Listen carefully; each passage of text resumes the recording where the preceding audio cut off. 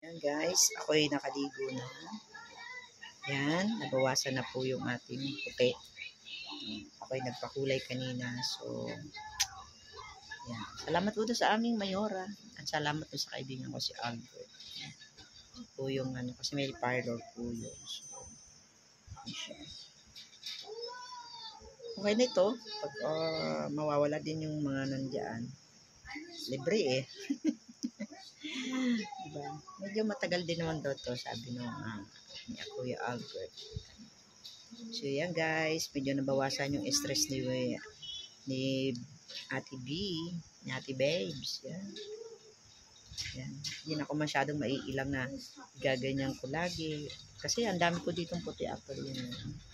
Yan, yung puti na yan dyan. Tagtad ako ng puti dyan. Natatago lang kasi. So yan. Kaya pag kung may mga libre, yan, punta kayo, grab nyo na lang. Diba? Grab nyo pag may mga libre, may mga ganyan pa-project. Libre tuli, libre gupit. Yan. Gano'n pang ako, pedicure tsaka manicure kasi wala.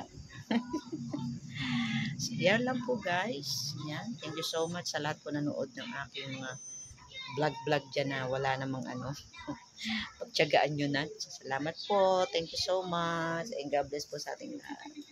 Bye-bye.